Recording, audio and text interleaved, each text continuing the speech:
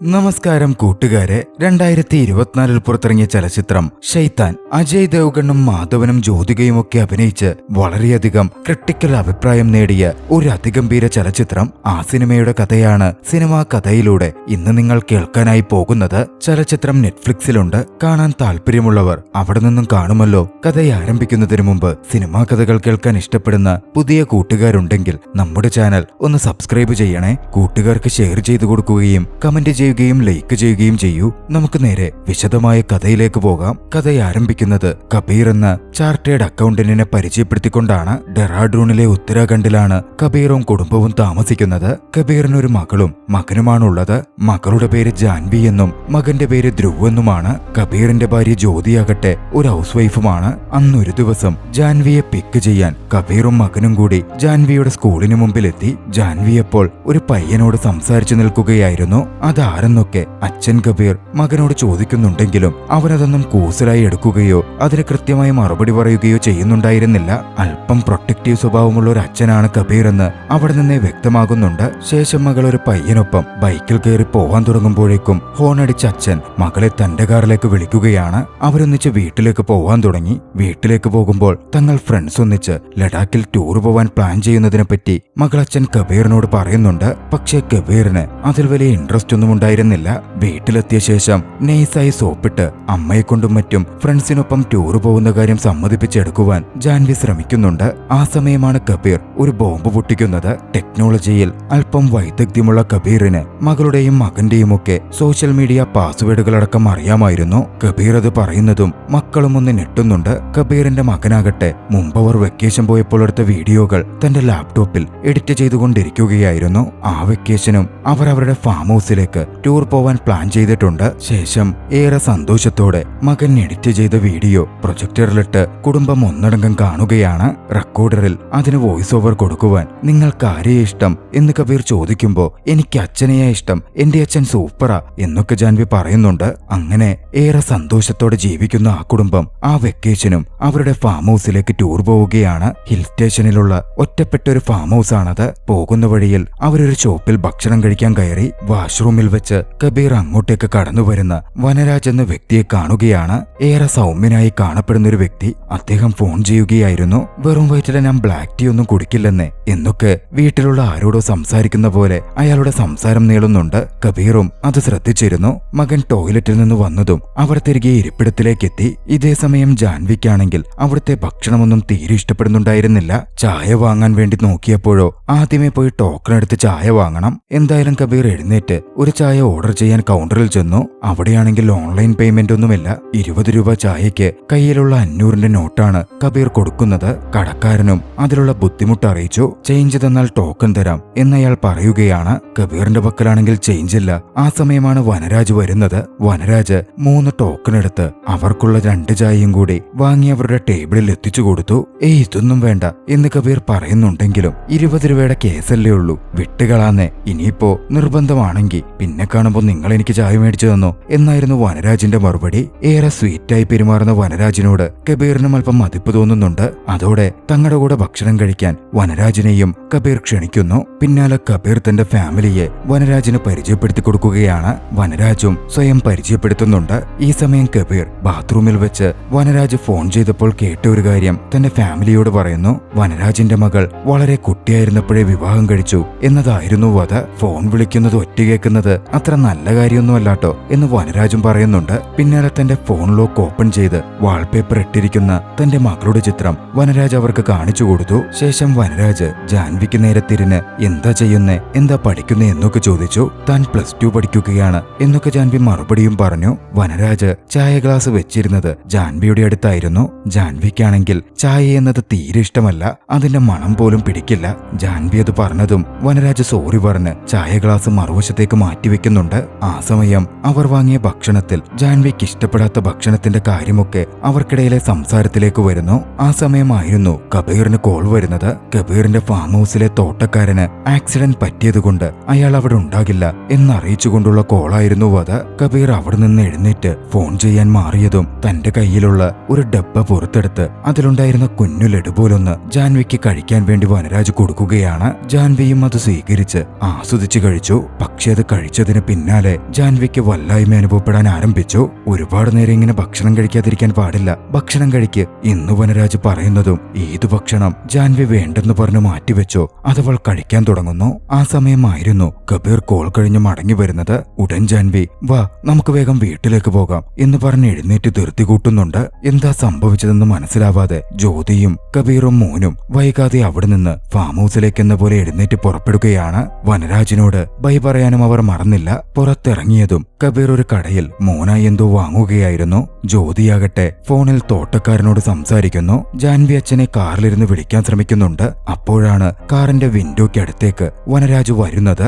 വിരലുകൊണ്ട് കാറിന്റെ ഗ്ലാസ് താഴ്ത്താൻ വനരാജ് ജാൻവിയോട് ആവശ്യപ്പെട്ടു. ജാൻവി അത്തരത്തിൽ പ്രവർത്തിച്ചു. ഒരു പാക്കറ്റ് ബിസ്ക്കറ്റ് ജാൻവിക്ക് കൊടുത്ത വനരാജ് വീട്ടിലെത്തിയതും ഇത് മുഴുവൻ കഴിച്ചോളൂ എന്ന് പറഞ്ഞു. ശേഷം അവിടെ നിന്ന് പോവുകയും ചെയ്തു. ഇതൊക്കെ ജ്യോതി കാണുന്നുണ്ടായിരുന്നു. അയാൾ എന്തിനാ വന്നത് എന്നൽപ്പം അസ്വസ്ഥതയോടെ ജ്യോതി ചോദിക്കുന്നുണ്ട്. ബൈ പറയാൻ വന്നതാണമ്മ എന്നായിരുന്നു ജാൻവി മറുപടി പറഞ്ഞത്. അങ്ങനെ അവർ ഫാം ഹൗസിലേക്ക് എത്തിച്ചേരുകയാണ്. ഫാം ഹൗസിൽ എത്തിയതും സ്വിമ്മിംഗ് പൂളിനടുത്തെത്തിയ കുടുംബത്തെ മുഴുവൻ പൂളിലേക്ക് കബീർ തള്ളിയിട്ടു. കുടുംബത്തിനൊപ്പം ഏവരും ഒന്നിച്ചവിടെ എൻജോയ് ചെയ്തു. ശേഷം മട്ടുപ്പാവിൽ വന്ന് ജ്യോതി തലതുവർത്തിക്കൊണ്ടിരിക്കെ ഫാം ഹൗസിന്റെ ഗേറ്റിന് ഫ്രണ്ടിൽ വനരാജ് നിൽക്കുന്നത് ജ്യോതി കണ്ടു. താഴെ വായെന്ന് അയാൾ കൈ കാണിക്കുന്നുമുണ്ട്. ജ്യോതി പോയി പൂളിലുള്ള കബീറിനടുക്കൽ വനരാജ് വന്നിരിക്കുന്ന കാര്യം പറഞ്ഞു. ഇതേ സമയം വനരാജ് വീടിനകത്തേക്ക് എത്തിക്കഴിഞ്ഞിരുന്നു. അകത്തേക്ക് കടന്നു വന്ന കബീർ അത് കണ്ട് ആരാ വാതില് തുറന്നു കൊടുത്തേ എന്ന് ചോദിക്കുന്നുണ്ട്. ജാൻവി അവിടെ ഉണ്ടായിരുന്നു. വാതില് തുറക്കാൻ പറഞ്ഞു. ഞാനാ തുറന്നു കൊടുത്തേ എന്നവൾ മറുപടി പറയുകയാണ്. ഓക്കെ കുഴപ്പമൊന്നുമില്ല എന്ന് കബീർ മറുപടി പറഞ്ഞു. തന്റെ ഫോണിന്റെ ചാർജ് തീർന്നു പോയെന്നും ഒന്ന് ചാർജ് കുത്താമോ എന്നും വനരാജ് ചോദിച്ചു. അത് കഴിയുമ്പോൾ ഉടൻ പൊക്കോളാം എന്നും അയാൾ പറയുന്നുമുണ്ട്. കബീർ അതിന് പെർമിഷൻ കൊടുത്തു. വനരാജിന്റെ ഫോൺ അവിടെ ചാർജിൽ കുത്തിയിട്ടു. ഡ്രസ്സ് ചേഞ്ച് ചെയ്യുവാൻ കബീർ അകത്തേക്ക് പോയി. അയാൾക്കൊരു ടീ കൊടുക്ക് എന്ന് ജ്യോതിയോട് പോകുമ്പോൾ കബീർ പറയുന്നുമുണ്ട്. അത് കേട്ടതും വനരാജ് പറഞ്ഞു ബ്ലാക്ക് ടീ വിത്ത് ഹണി. ഒരു ഉത്തരവ് കൊടുക്കുമ്പോലായിരുന്നു വനരാജിന്റെ ആ പറച്ചിൽ. വനരാജിന്റെ പ്രസൻസ് ജ്യോതിക്കത്ര ഇഷ്ടപ്പെടുന്നില്ല. എന്നാലും ഒന്നും മിണ്ടാതെ അവർ അതെടുക്കുവാൻ പോയി. ചായ കൊണ്ടുവന്ന് കൊടുത്ത ശേഷം കബീറിനടുത്തെത്തിയ ജ്യോതി എത്രയും വേഗം അയാൾ ഇവിടെന്ന് പറഞ്ഞുവിട് എന്ന് കബീറിനോട് പറയുകയാണ്. 15 മിനിറ്റല്ലേ, ഫോൺ ചാർജായി കഴിഞ്ഞ അയാൾ തന്നെ പൊക്കോളും, നിനക്കെന്താ പറ്റിയേ എന്നായിരുന്നു കബീറിന്റെ മറുചോദ്യം. ഈ സമയം താഴെയാകട്ടെ തന്റെ അഴുക്കുള്ള ഷൂസ് ടീപ്പോയുടെ മുകളിലേക്ക് ഒരു കൂസലുമില്ലാതെ കയറ്റിവെച്ച വനരാജ് മുന്നിലിരുന്ന ജാൻവിയോട് സംസാരിക്കാൻ ആരംഭിച്ചു. വനരാജിന്റെ നിർദ്ദേശങ്ങൾ അനുസരിക്കുന്ന പോലെ തന്നെ പറ്റിയുള്ള മുഴുവൻ വിവരങ്ങളും ബോയ്ഫ്രണ്ടിനൊപ്പം ലഡാക്കിൽ ടൂർ പോവാൻ പ്ലാൻ ചെയ്തതടക്കവും ജാൻവി വനരാജിനോട് പറയുകയാണ്. അവരുടെ സംസാരത്തിൽ തടസ്സം തീർത്ത് ജാൻവിയുടെ അനിയൻ വന്ന് വാ കളിക്കാൻ വാ എന്ന് പറഞ്ഞ് വിളിച്ചുകൊണ്ടേയിരിക്കുന്നുണ്ട്. ഒരു ഘട്ടം കഴിഞ്ഞതും വനരാജിനതിൽ അല്പം ദേഷ്യം തോന്നി. വനരാജ് പിന്നാലെ ജാൻവിയോട് ചോദിച്ചു നീ എന്റെ കൂടെ എന്റെ വീട്ടിലേക്ക് പോരുന്നു, അവിടെ എന്റെ കൂടെ നിൽക്കുന്നു. മറുപടി പറയാൻ ജാൻവി കഷ്ടപ്പെടുന്നുണ്ടായിരുന്നു. ഓക്കേ എന്നൊരു ശബ്ദം വളരെ ബുദ്ധിമുട്ടി അവളുടെ വായിൽ നിന്ന് പുറത്തു വന്നു. വീണ്ടും അനിയൻ വന്ന് കളിക്കാൻ വിളിച്ചു. വനരാജ് പറഞ്ഞു പോയി അനിയന്റെ ഒപ്പം കളിക്ക്, ഇനി അവനൊരിക്കലും വിളിക്കാൻ പറ്റാത്ത രീതിയിൽ അങ്ങ് ശരിക്ക് കളിച്ചേക്ക്. ജാൻവി എഴുന്നേറ്റ് പോയി. കുറച്ചു കഴിഞ്ഞ് മകന്റെ കരച്ചിൽ ഉച്ചത്തിൽ കേട്ട് ജ്യോതി ചെന്ന് നോക്കുമ്പോൾ കാണുന്നത് വളരെ വേഗത്തിൽ ജാൻവി ഊനാലാട്ടിക്കൊണ്ടേയിരിക്കുന്നതാണ്. ഭയന്നു വിറച്ചു മകനിരിക്കുന്നു. നിർത്താൻ അവൻ അലറി പറഞ്ഞിട്ടും ജാൻവി നിർത്തുന്നേയില്ല. ഒടുവിൽ കബീറും ജ്യോതിയും വന്ന് ഊനാലാട്ടം നിർത്താൻ പറയുന്നുണ്ടെങ്കിലും ജാൻവി അത് നിർത്തുന്നുണ്ടായിരുന്നില്ല. വനരാജ് അച്ഛനും അമ്മയും പറയുന്നു കേട്ടില്ലേ ഊനാലാട്ടം നിർത്ത് എന്ന് പറയുമ്പോൾ മാത്രമാണ് ജാൻവി അത് നിർത്തുന്നത്. അത്രയും ഭീതിയിൽ ഊനാലാടിയതുകൊണ്ട് തന്നെ പാനിക്കായിരുന്ന മകൻ ബോധരഹിതനായി വീണിരുന്നു. ജ്യോതിയും കബീറും മോനെ താങ്ങിപ്പിടിച്ചു. അപ്പോഴാണ് ജാൻവിയും സ്വബോധത്തിലേക്ക് വരുന്നത്. താൻ ചെയ്തത് എന്തെന്ന് തിരിച്ചറിഞ്ഞ ജാൻവി അനിയന്റെ അടുത്ത് പോയി സോറി പറയുകയൊക്കെ ചെയ്യുന്നുണ്ട്. അതോടെ ഒരു കാര്യം വ്യക്തമാകുന്നു, തന്റെ സ്വന്തം കൺട്രോളിലല്ല ജാൻവി ഇതൊക്കെ പ്രവർത്തിക്കുന്നത്.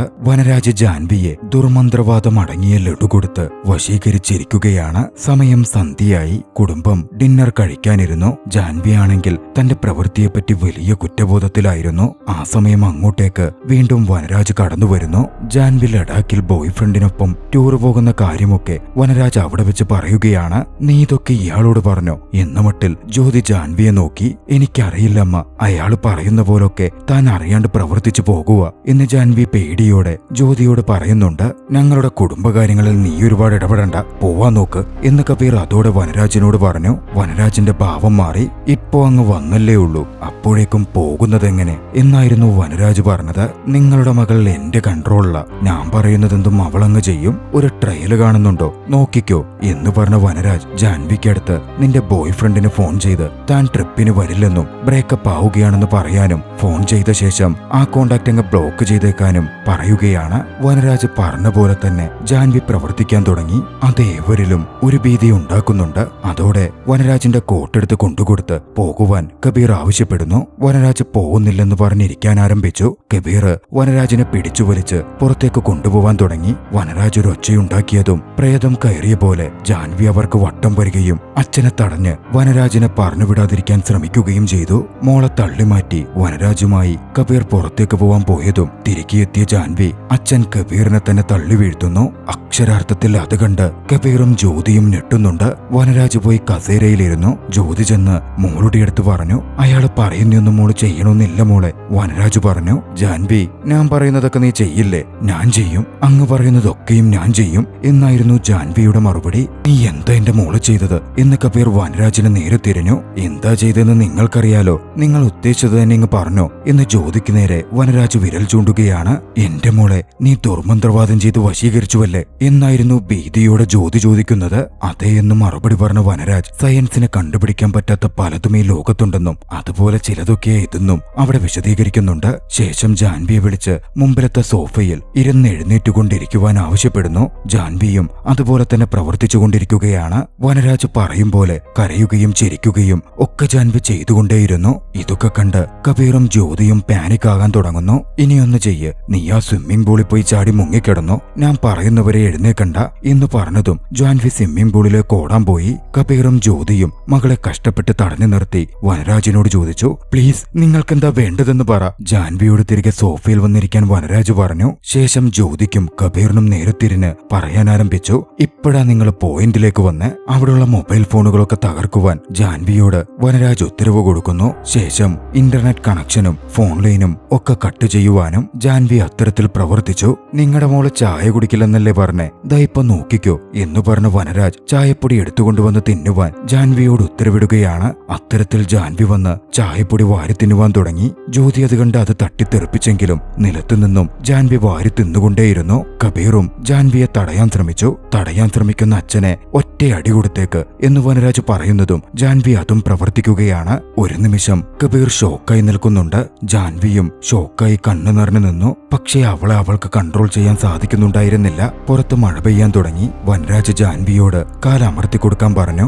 ജാൻവിയും അതുപോലെ ചെയ്തുകൊണ്ടിരുന്നു. ശേഷം കബീറിനും ജ്യോതിക്കും നേരെ തിരിഞ്ഞ വനരാജ് ഒരു കാര്യം പറഞ്ഞു, നിങ്ങളുടെ മകളെ നിങ്ങൾ എന്റെ കൂടെ പൂർണ്ണ സമ്മതത്തോടെ അയക്കണം, അത് വാക്കുകൊണ്ട് പറയുകയും വേണം. അത് കേട്ട് ജ്യോതി നിറ കണ്ണുകളോടെ കൈകൂപ്പി, അങ്ങനൊന്നും സാധിക്കില്ല, എന്റെ മോളെ വെറുതെ വിട്ടേരെ എന്ന് വനരാജിനോട് അപേക്ഷിക്കുകയാണ്. അതൊന്നും സാധിക്കില്ല, എന്റെ ക്ഷമ പരീക്ഷിക്കരുത് എന്ന് വനരാജ് രോഷത്തോടെ അവരോട് പറയുന്നുണ്ട്.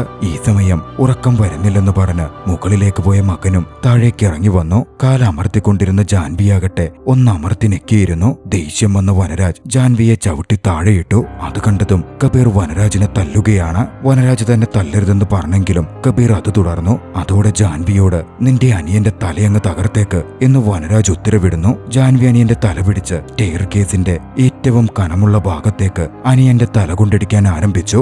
ഏവരും അതുകൊണ്ട് ഷോക്കായി. ആ സമയം പുറത്ത് കോളിംഗ് ബെൽ മുഴങ്ങി. അത് പോലീസായിരുന്നു. ആരും പുറത്തേക്ക് ചെന്നില്ല.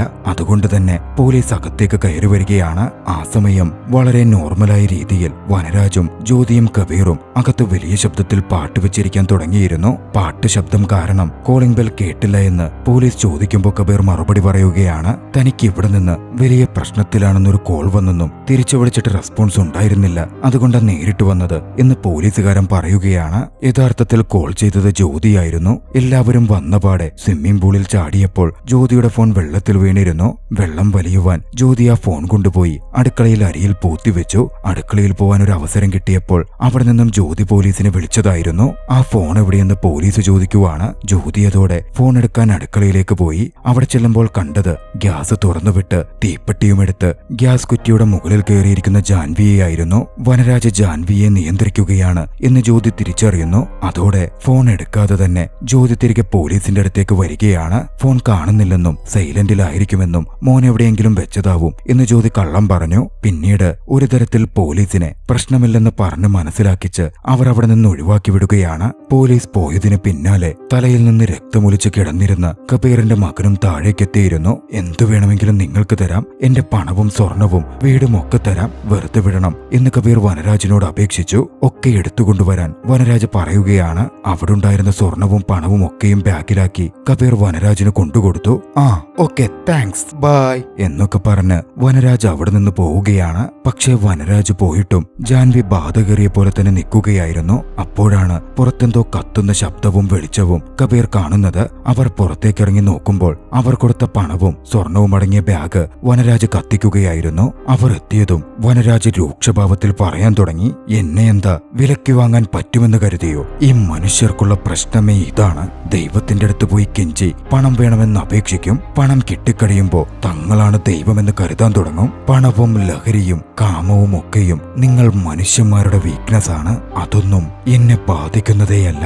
നീ ആരുടെ മുമ്പിലാണ് നിൽക്കുന്നതെന്ന് അറിയാമോ കബീർ? ഞാൻ മനുഷ്യനെയല്ല, അതിലുമൊക്കെ ഒരുപാട് മേലെയാണ്. ഈ കറുത്തവാവ് രാത്രി കഴിയുന്നതോടെ ഞാൻ തന്നെ എല്ലാം നിയന്ത്രിക്കുന്നവനാകും. ഞാൻ തന്നെ ദൈവമായി മാറും. വനരാജന്റെ ഭാവം തന്നെ മാറുകയായിരുന്നു. അത് കണ്ട് ജ്യോതിയും കബീറും അത്രമേൽ ഭയന്നു തുടങ്ങി. ശേഷം വനരാജ് വീണ്ടും വീടിനകത്തെത്തി ജാൻവിയോട് സ്വയം മുഖത്തടിച്ചുകൊണ്ടിരിക്കാനും അത് കഴിഞ്ഞപ്പോൾ പാട്ടുവെച്ച് ഡാൻസ് കളിക്കാനും പറഞ്ഞു. കബീറിനും ജ്യോതിക്കും ഒന്നും ചെയ്യാൻ പറ്റുന്നുണ്ടായിരുന്നില്ല.